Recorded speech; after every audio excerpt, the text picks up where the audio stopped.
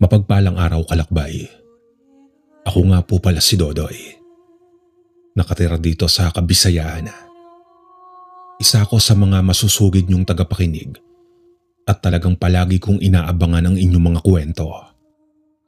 Kaya naman nais ko ring ibahagi sa inyo ang aking kwento nang minsang makaranas ako tungkol sa tinatawag ng karamihang aswang.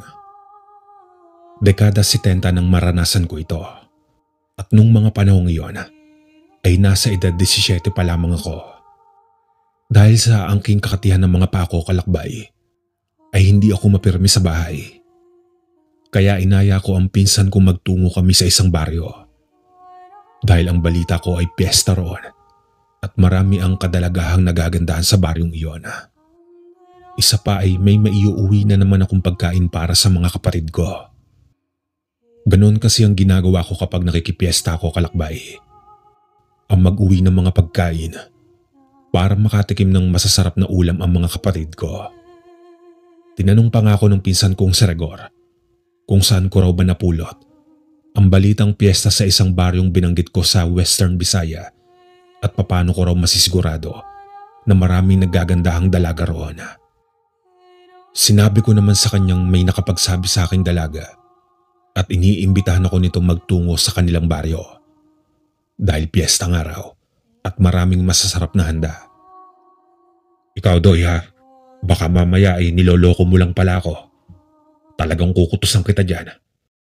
Wika sa akin ni Regor. Oo nga, insan, seryoso nga ako.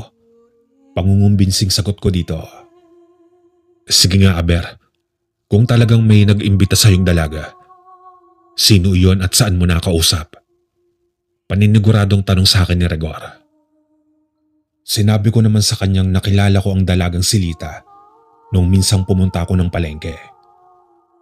Nakita ko itong nahihirapang bitbitin ng mga pinamili. Kaya nagpresenta na akong ihati dito sa sakayan. At doon nga ay nagpasalamat ang dalaga. At inanyayahan akong pumunta sa kanilang baryo para makipiesta. Matapos kong makapagkwento, ay nakumbinsi ko na nga si Regor na sumama sa akin. Pero nagwika itong isasama raw niya ang kanyang kaibigang si Kulas. Anya pa, saktong-sakto dahil matakaw raw sa alak ang kanyang kaibigan. Kaya paniguradong mabubusog na naman ito sa alak pagdating doon. Yon, tamang-tama, mas marami tayong maglalakad papunta roon. Masayang wika ko kay Regor. Siya, sige, magkita-kita na lang tayo sa bungad ng baryo. Saad pa sa akin ni Regor. Noong wala na ang pinsan ko ay pumasok na ako sa loob ng bahay para magsaing at pakainin ang mga maliliit kong kapatid. Wala na naman kasi ang aking ina sa bahay. Tiyak ay nasa pasugalan na naman ito. Simula kasi nang mamatay ang aking ama, kalakbay, ay nalulung na sa sugal ang aking ina. Kaya naman ako na ang naghahanap buhay para sa mga kapatid ko. Samantalang ang kapatid ko namang si Lourdes na nasa edad 14 anyos, ay ito naman ang nag-aalaga at nag-aasikaso sa 3 maliliit kong kapatid. Ngunit ng araw na iyon ay wala siya pagkat nasa eskwelahan pa si Lourdes. Kaya ako na muna ang nagsaing. At noong makaluto na nga ay pinakain ko na sila. Awang-awa ako sa mga kapatid ko, kalakbay. Dahil muli na naman sila mag-uulam ng ginamos.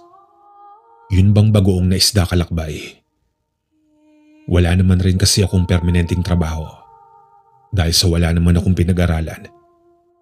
At tanging pagpapali lang ang aking trabaho. Kaya gustuhin ko mang mahainan ng masasarap na ulam ang mga kapatid ko, ay hindi ko iyon magawa.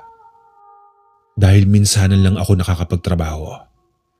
Kaya nga ang ginagawa ko ay pumupunta ako sa kung saang piyesta para may maiuuwi akong masasarap na pagkain.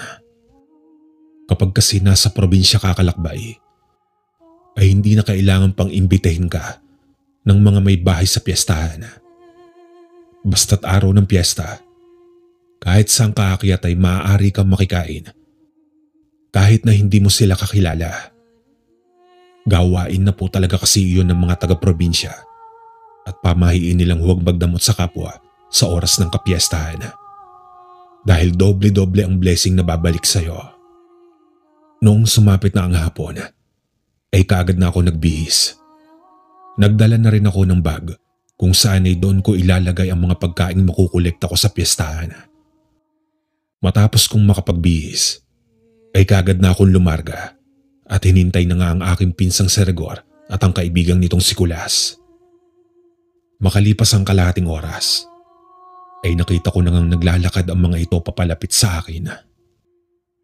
Grabe naman ang tagal nyo. Kanina pa ako naghihintay dito ah. Natatawang wika ko at napapakamot sa ulo. Pasensya ka na tol. Itong pinsan mo kasi ang bagal kumilos eh. Kanina pa nga rin ako naghihintay sa kanya sa labas ng bahay nila. Pangangatwirang wika ni Kulas sa akin. Nagpaliwanag naman si Rigor at sinabing marami pa umanong pinagagawa ang kanyang ina bago siya nito payagang gumala. Noong una pang araw ay ayaw pa ng kanyang inang pumayag na sumama siya sa piyestahan. Tinanong ko naman si Rigor kung bakit hindi siya dapat sana papayagan. Gayong noon naman kapag sinabing makikipiesta kami ay agad-agad na pumapayag si Tiang. Ang sabi kasi ni Nanay Insan, baryo ng mga aswang raw ang pupuntahan natin. Wika ni Rigor na halatang hindi naniniwala sa sinasabi ng kanyang ina. Natawa rin naman ako dahil maging ako ay hindi naniniwala. Sapagkat papaanong magiging baryo ng mga aswang iyon. Gayong napakaganda ng dalagang nag-anyaya sa akin sa kanilang baryo. May ganoon bang kagandang aswang? Tanong ko pa sa aking isipan at natatawa. Pasado 5:00 mahigit na ng hapon ng mga oras na iyon. Kaya naman nagmadali na kami maglakad dahil may madadaanan pa kaming liblib na lugar at walang kabahayan. Iyon kasi ang itinurong daan sa amin ng dalaga. Noong mga panahong iyon kasi kalakbay, ay kakaunti pa lamang ang mga naninirahan sa lugar namin. Kaya marami pa ang kalupaang walang bahay at pawang mga talahiban at naglalakihang puno lamang ang nakatayo. Teka, may dala ba kayong pang-ilaw? Tanong sa amin ni Rigor. Tumango naman ako at sinabing nasa bag ko ang dala kong isang boteng may lamang gas at may nakasalampak na bunot na nyog. Mas maliwanag kasi iyon at hindi basta-basta mamamatay kapag may malakas na hangin. Batid kasi naming aabutan kami ng dilim sa daanan. Noong nasa liblib na nga kami, ay sobrang napakatahimik ng buong paligid at tanging mga huni ng kuliglig lamang ang aming naririnig. May mga panakanakang lamok na rin ang nangangagat dahil mamasa-masa pa ang mga dahong nadadaanan namin. Malapit lang kasi iyon sa tabing ilog. Kaya marami talagang mga lamok na tinatawag sa aming tagnok. Bilisan na natin maglakad para makarating na tayo kaagad sa baryo. Kanina pa ako nakakaramdam ng gutom eh. Reklamong wika ni Kulas. Sa paglipas nga ng mga sandali kalakbay, ay tuluyan na naming narating ang bungad ng baryo. Napalatak pa nga ako at nagwikang, grabe, may nakatagong baryo pala dito. Nalalanghap na rin namin ang mga nagbabanguhang nilulutong mga ulam. Naririnig na rin namin ang kasiyahan. Pero nung naglalakad na kami ng dahan-dahan at pinagmamasdan ng paligid ng baryo ay nagtataka kami.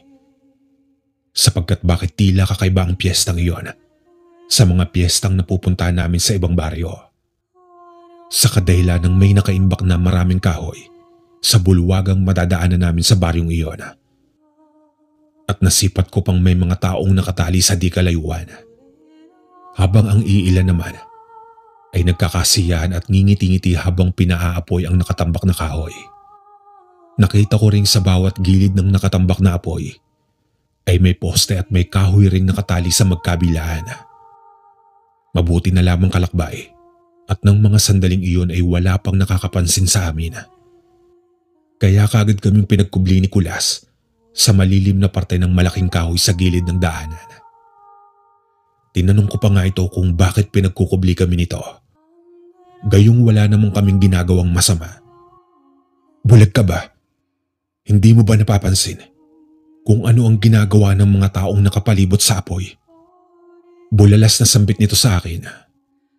Sinabi ko naman sa kanyang baka normal lang ang mga iyon at ganoon talaga sila kung magdiwang ng kapiestahan. Subalit maring sinabi sa akin ni Kulas na hindi normal ang ginagawa ng mga taong nakatira sa baryo.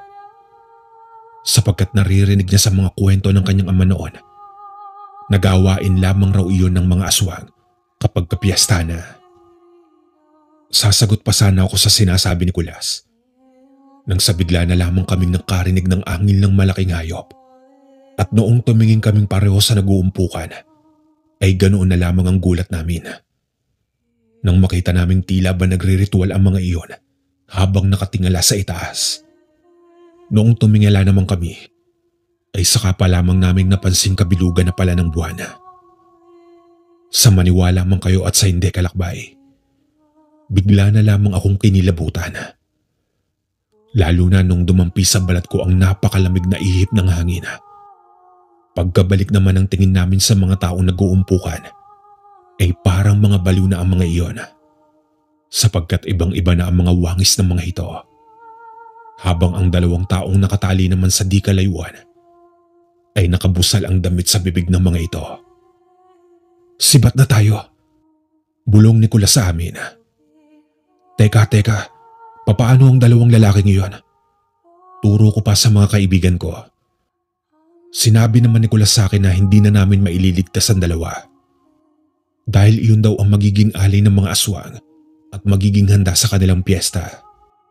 Nang pagkakataong iyon, Kalakbay, ay hindi ko alam kung bakit nakaramdam ako ng awa sa dalawang lalaking pilit na nagsusumigaw at umiiyak habang nagmamakaawa. "Tol, tulungan natin ang dalawa. Tsaka medyo malayo naman ang mga iyon sa nag-uumpukan eh. Pakiusap ko sa dalawa." Napansin ko kasing abalang-abala pa ang mga sinasabi ni Kulas na aswang sa pagre-rituala. Kaya kahit sobrang nakakapangilabot ang boses na naririnig namin, ay naglakas na kami ng loob para sa kululuhan ng dalawa. Kaagad nang inilabas ni Kulas ang balisong niya, at maging si Rigor ay naglabas na rin ng balisong. Bago kami dahang-dahang gumapang, papunta sa kinaroroonan ng dalawang lalaking nakatali. Silang dalawa naman ni Rigor ang nagtanggal ng tali nang makalapit na sila sa dalawang lalaki, at ako naman ang naging lookout. Maya-maya pa'y natanggal na nila ang tali. Tapos ay sinenyasan nilang huwag mag-ingay ang dalawa at sumunod na sa amin. Kaya iyon rin ang ginawa ng dalawa. Ang buong akala ko ay makakatakas na kami sa baryo ng mga aswang. Subalit nung malapit na kaming makalabas sa kanilang baryo, ay narinig kong nagsisipag-angilan ng mga iyon. Kaya walang lingon-lingong sinabihan ko na silang tumakbo na ng mabilis. Nang sa ganon ay hindi kami maabutan pa ng mga aswang. Kahit naramdam na ramdam namin ang mga yabag ng humahabol sa amin, ay hindi na namin inalintana pa iyon. Ang mahalaga ay makatakas kami at makalayo sa kamay ng mga nilalang na humahabol sa amin. Nakarinig na rin kami ng mga huni ng wakwak. Kung kaya't mas lalo pa naming binilisan ang pagkaripas ng takbo. Samantalang ang dalawang lalaking tinulungan namin ay panay ang pagbulaho ng iyak dahil sa takot habang kumakaripas ng takbo. Sinabihan ko naman silang hindi iyon ang oras ng pag-iyak. Dapat ang isipin nila ay makatakas kami at makaligtas.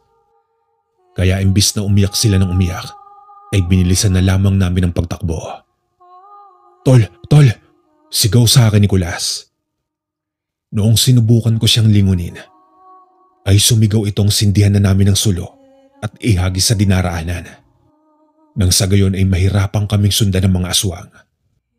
Kaya kaagad ko na nga iyong ginawa, Kalakbay. At pagkatapos kong sindihan ang sulo, ay agad ko nang inihagis sa may dinaraanan namin. Matapos ko ang gawin iyon ay agaran na ulit akong kumaripas ng takbo. Pero kahit hingal na ako noon, Kalakbay, ay hindi talaga ako tumigil.